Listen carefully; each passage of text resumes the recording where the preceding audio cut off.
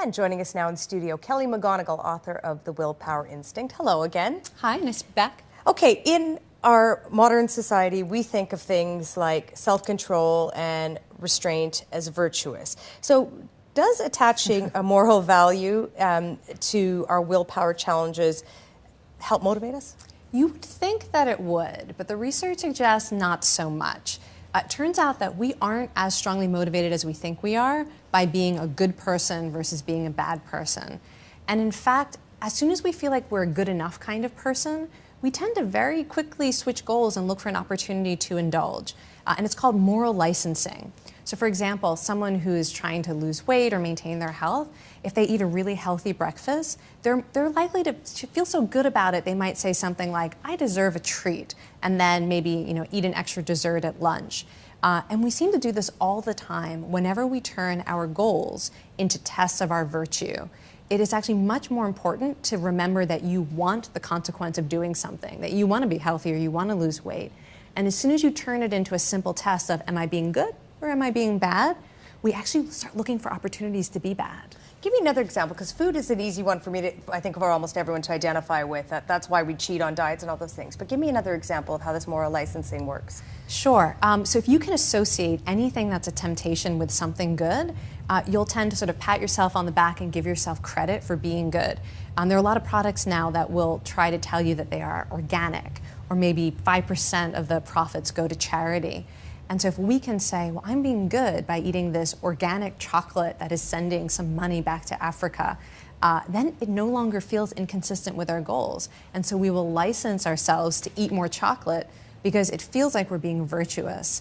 And there's so many examples of people who will try to make you feel like doing something is maybe more virtuous than it actually is. There's so many products on the market now, like Honest Tea and this food bar that's even called the Halo snack bar, to try to give you this halo effect like, oh, it's so healthy and it's so virtuous that it really doesn't matter if you eat it or if you spend too much money. So what's the trap that we're falling into of progress? Well, the trap is, so this is an interesting thing. So we tend to think that making progress on our goals is very motivating. And so maybe we have a checklist, and every time we check something off, we feel really good about how much progress we've made. But it seems like our brains are wired to, as soon as we feel like we've made progress on a goal, to switch to another competing goal. So if I check something off on my to-do list, I tend to feel so good about all the work that I've done. My brain is now going to really ramp up its desire, I don't know, to check my email or watch TV or go, play.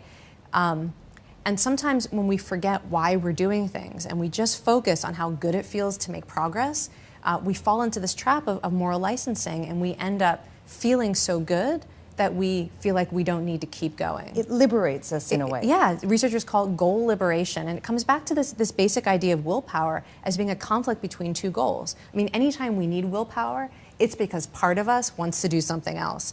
And when we frame our willpower challenges in moral terms, we become even more likely to be conflicted. You said that if I buy a chocolate bar that donates, X amount of money to help a child in sub-Saharan Africa, that makes me have a reaction that I don't think I'm actually having. So if I donate to charity, which most people do and feel very good about, am I doing something? Am I having the same kind of response that you use in that example? You definitely can. I mean, there was one study showing that even just thinking about donating money or volunteering for a charity made people more willing to spend money on some luxury status good like expensive sunglasses or designer jeans. And again, it was because they felt like a good person. And when you feel good about yourself, you aren't thinking so much about whether these behaviors are really consistent with your goals. We tend to just have this gut instinct like, well, I'm so good that whatever I want, it must also be good. And it's not that you shouldn't do these good things, but you should understand why you're doing them. That maybe you want to support a charity because you care about it, not so that you can feel like you've done your good deed for the day. So companies sort of have this feeling nowadays too, that they feel that they're doing something good for the environment, for our health. McDonald's, for example, a couple of years back puts out this healthy choices menu where we're all supposed to go to McDonald's and eat healthier food.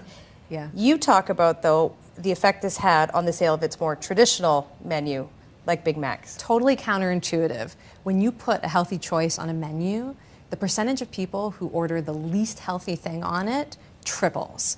And it seems to have something to do with this halo effect. If I walk into a restaurant and I see that it has a healthy choice, for whatever reason, and people aren't thinking about this very carefully, they start to feel like everything here is better. And they don't feel so bad about ordering the absolute most unhealthy thing on the menu. And the same has been shown with vending machines, for example. You put in one healthy choice in a vending machine, and suddenly people are much more likely to buy the least healthy thing in the vending machine. And again, it's because we aren't thinking carefully about this. It makes us feel good that we have this option available, and so then we don't pay attention and we just, give ourselves permission to order something else. So companies have, in New York, there's law to put caloric counts on menus for people. Has the same thing been found in that? It's interesting. They seem to work for people who are highly motivated, and they don't seem to have any effect at all, and they may even have the opposite effect on people who aren't really motivated. I mean, people tend to be saying like, well, it's all high in calories, so what the heck, I might as well just get the thing I really want. The only people they seem to be helping are the ones who are really strongly motivated and already were trying to make healthy choices. How does the way in which we view our future selves, the tomorrow self, affect our decisions in the present of today? Yeah, one of the things that I found fascinating from this, the science of willpower, is that most of us think of our future selves as complete strangers. We try to think, who are we going to be in a year or 10 years? And it feels like it's a different person. And there are really two ways that can sabotage our willpower. One is we become kind of unmotivated to take care of or invest in that future self.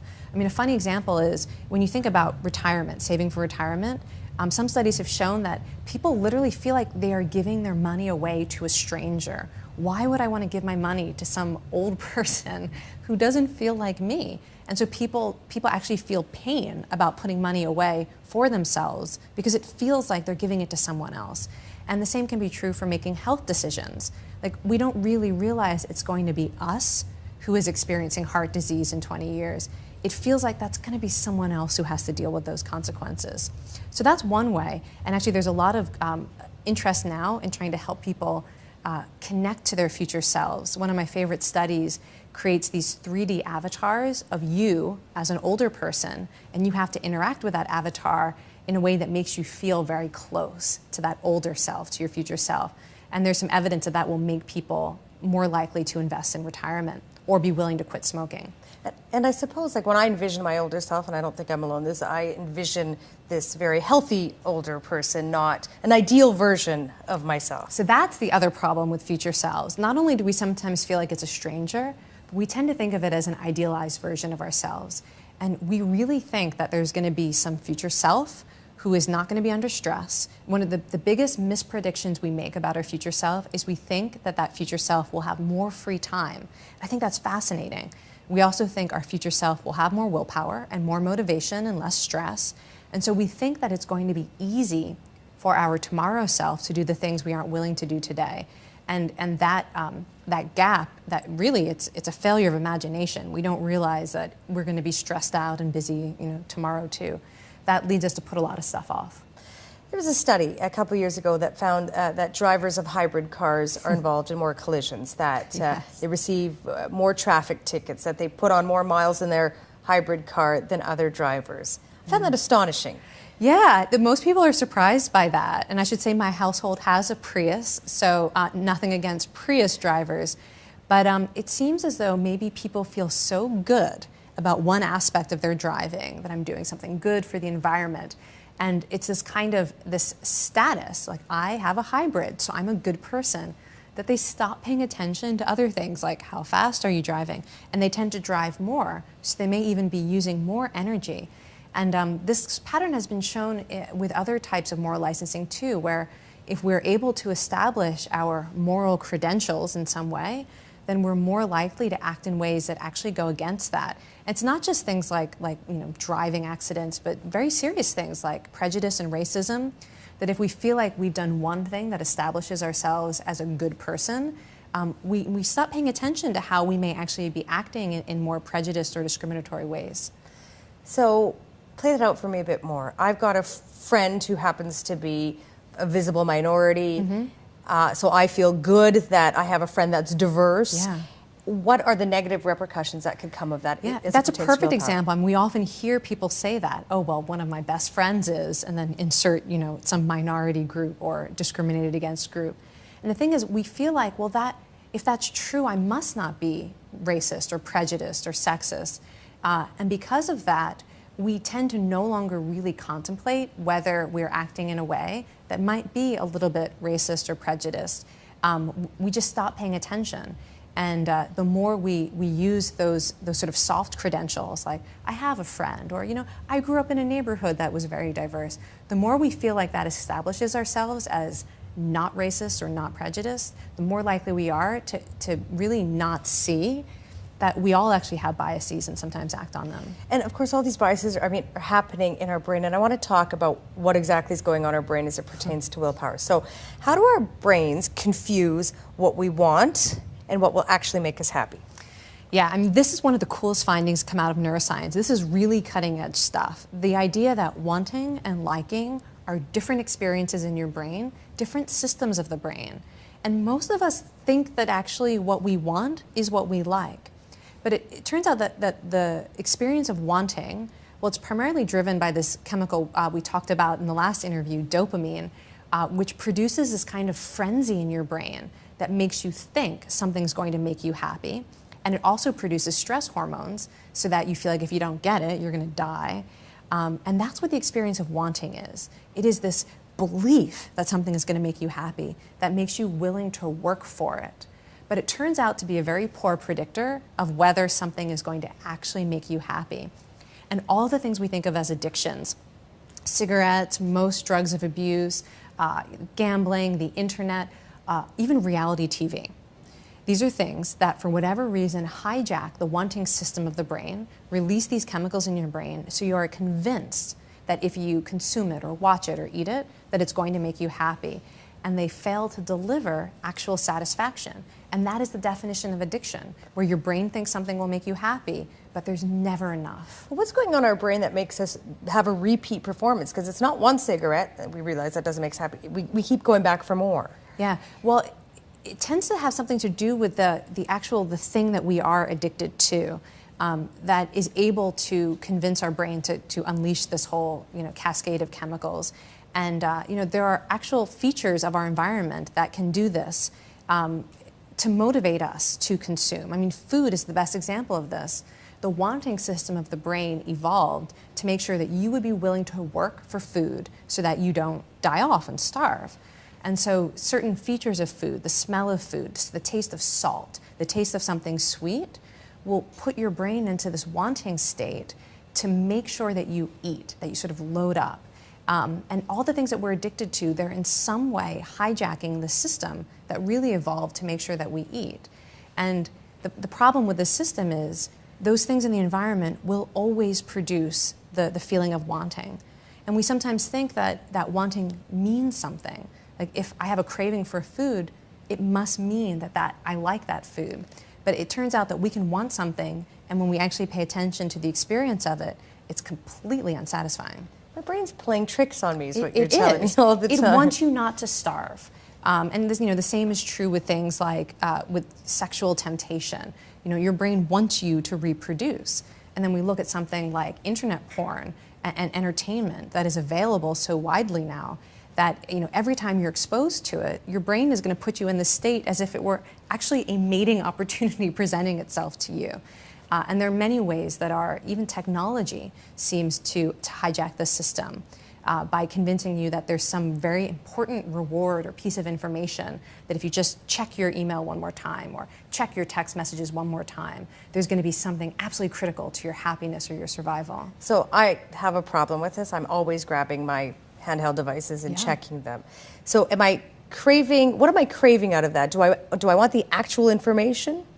It's a perfect example of addiction. It's that for whatever reason the device has convinced you that at some point in time you're going to get a reward, that there's something you need. That someone's going to send me a great email. Exactly. And it may be that you check that device and 19 times out of 20 there's nothing actually important or nothing that makes you feel good. But these devices are designed to make us feel like there's always something that's coming, that's going to be the thing we've been waiting for, or something that's absolutely critical to our survival to know. And so we keep going back and checking and checking. But when I check I mean, I'm hoping, someone sent me an email one time out of 20, never has happened, but that, I've got a prize, or someone's offered me an amazing dream job, or I get to go on vacation. So my brain is telling me I want to go check that. I think I'm doing that because I think if I get that email, I'm going to be so happy. So my brain again is playing games with me as it pertains to my happiness. It is the most baffling thing, that part of the experience of wanting is this, I call it the brain's big lie. Part of the experience of wanting is that your brain believes you will be happy when you get this one thing. But that cycle, that belief is part of the experience of wanting, and it never gets satisfied. You cannot satisfy a craving by giving into it, whether it's your technology or whether it's food. You can only get to the point where you're exhausted or completely stuffed. Okay, I need help. This is what I love. Why is it so important then to understand this disconnect of the promise of reward and actual reward? Why do I need to understand that? Does it strengthen my willpower? It does. I mean, it comes back again and again to paying attention. That when you actually pay attention to what you're experiencing, you are automatically shifting to the self-control system of the brain, to that mindset that is going to be able to remember your goals and resist cravings and temptations. So one of the first exercises that I have people in my willpower class do is take something that the brain tells them will make them happy, reality TV, chocolate, whatever, shopping, and actually test it out, but do it mindfully. So, let's say it's that cheesecake that we talked about last time. Let's put that cheesecake in front of you and then just pause. And you're gonna notice the thoughts that start to come up and the feelings in your body. You're gonna pay attention to that and be like, okay, this is what wanting feels like. This is what Kelly was talking about. My brain is like, you have to eat that now. And then you actually go ahead and indulge, and you take a bite and see, is this satisfying me? Or is this reigniting the wanting? And go all the way through the process of eating it. And then be like, well, do I actually feel happy now? How do I feel? And it turns out that most people, the only reliable thing that giving in makes them feel is guilty. And this process of paying attention is really the only way to train your brain to stop producing this endless cycle of telling you that something will make you happy. So be present in the moment. Yeah. Analyze every step of the process. Mindfulness is now considered like the top line intervention for any kind of addiction. That even there are brain imaging studies showing that people who are trying to quit smoking, if they attend to their craving for a cigarette with mindfulness, it literally starts to shut off the craving centers of the brain. This quality of attention, of just paying attention without immediately following an instinct, that seems to be like the key to willpower. Give me one more example, and I want you to talk about the popcorn example that you made about. So this is a really funny study. The researcher was trying to demonstrate how not paying attention we usually are. And so he gave people really stale popcorn in a movie theater. It was disgusting stuff. I mean, nobody should have been eating this. But because it came from the vendor and it was in a pretty popcorn box and they were watching the movie, people ate as much as if it were good popcorn. And when they surveyed people coming out of the movie theater, they said, did you even notice that this was old and stale and disgusting? And they were like, well, sort of. But they were so accustomed to thinking that eating popcorn in the setting made them happy that they didn't even notice how disgusting the stuff was. The point of the study is supposed to be like, we completely ignore actual signals about whether or not something is making us happy, and we need to pay more attention. This exact thing happened to me a few days ago. I got free popcorn leaving an event. I started eating it, ate all of it, and said to my husband, that was the worst popcorn I've ever eaten. And he said to me, well, why'd you eat all of it? And I said, I don't know. The brain lied to you. The brain is lying to me. Okay, I want to talk about the brain's reward system. How does stress affect that? Stress makes it much more reactive. And in fact, stress is part of the reward system. This is something that most people don't understand, that desire is itself a form of stress. And whenever we're under other kinds of stress, there's a lot going on at work, or you didn't get enough sleep, or you're having a fight with your family member, any kind of stress at all seems to sensitize the reward system. So for example, even just thinking about a fight you had tends to make people want whatever it is they usually have the least willpower around. So someone who uses cocaine will suddenly want cocaine. Somebody who uses cookies will suddenly want cookies. And one of the biggest things that you can do to increase your willpower is to learn how to manage the physiology of stress so that your brain isn't sensitized to all of the temptations and distractions in our environment. Makes me vulnerable to temptation. It does. And also at the same time, temptation makes you more stressed out. I mean, they really go together very well. And when we start to realize how stressed out our temptations make us, it can also be a good part of that, what we talked about, learning that temptations actually aren't making us happy. In Canada, we've just increased the sizes of our warnings on cigarette packages. They're very bold and very graphic, and some will argue that they've had a very positive effect in reducing smoking rates. I'm wondering, though, when it comes to me and my willpower, what effect do these warnings on cigarette packages really have? Yeah, it turns out that they may not have the effect that we're hoping they have, at least not for people who already smoke. There's this area of research called terror management theory in psychology, and it says that whenever we recognize our own mortality, we are confronted with the fact that we're going to die, we become so stressed out by it that we are going to give in to whatever our usual strategies are for dealing with stress. Okay, so imagine this, you're a smoker. You pick up a pack of cigarettes, maybe you're a little conflicted, you want to quit, and you see an image on this pack of someone with a horrible disease, and it says, you're gonna die, you're gonna die. It turns out that for a lot of smokers, they get so stressed out when they see that warning that it increases their desire for a cigarette and makes them feel more positive about smoking, because smoking is what they do to manage stress. And so in this way, some of those warnings may actually be backfiring. So I'm looking at the pack and I'm saying, oh my gosh, I can't deal with this, so therefore I light up another cigarette. But it seems to me that somehow that's almost the irrational side of my brain versus my rational side. Yeah, it's totally irrational. So much of what we've been talking about is irrational and unconscious. And so much of willpower is about making these things conscious, bringing awareness to them. The smoker who understands that that process can happen is a smoker who's going to be able to avoid it. Okay, when we talk about willpower, when you talk to anyone about willpower, it is always associated with guilt. And what I mean by that is that most people fail constantly with willpower, and we always feel guilty about it. Is that the right response to be having? So we've already talked about guilt as a form of stress, and feeling bad about something tends to push us more towards stress and then make it much easier to give in again. There's actually a scientific name for this. It's called the what the hell effect. And it was first discovered by dieting researchers who noticed that if someone on a diet ate something like a milkshake or a donut, if they felt guilty about it, they would tend to say, oh, well, what the hell? I already feel bad about myself and I already gave in, so I might as well just really enjoy myself and keep going and eat more. And it turns out that this what the hell effect is true for almost any kind of willpower challenge. People who procrastinate, the worse they feel about it, the guiltier they feel about it, they don't tend to get started. They tend to put it off even longer. And focus on procrastinating. The people who feel the guiltiest about gambling and losing money are the most likely to go back and gamble again. And it all comes back to this idea of stress pushing us towards our worst instincts. So the more we pile on guilt and shame, the more likely we are to get stuck. So I eat a bucket of fried chicken. I shouldn't feel bad for doing that?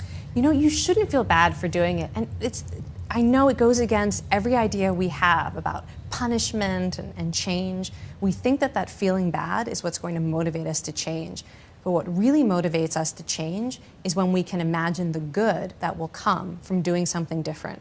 And that's really where you need to put your attention. You need to think about what's going to happen if you change your behavior now. And the more you focus on feeling bad about what's already been done, the harder it's going to be to make that change. Okay, we only have about a minute or so left, but I want to ask you about New Year's resolutions, because we all make them. Most of us don't go through with them. Yes. And you know what? I think that's actually not such a terrible thing. When it comes down to it, New Year's resolutions are about hope. People are trying to express some kind of optimism. And New Year's is a time to think about your ideal self and to imagine what might be possible. And frankly, when most people make New Year's resolution, they are just trying to get that feel-good sensation of imagining what's possible, most people are not at all serious about making the change. And so you know what? There's nothing wrong with that as long as we know that that may be what we're doing. This is a great book. I have to say, it kind of makes you feel a little insecure when you're reading it because you realize all the things that your brain is tricking you into doing and not doing as it pertains to willpower. But meditation, you say, is the key. I'm going to start tomorrow. Great. I'll start today. Thanks, Kelly. Support Ontario's public television. Donate at tvo.org.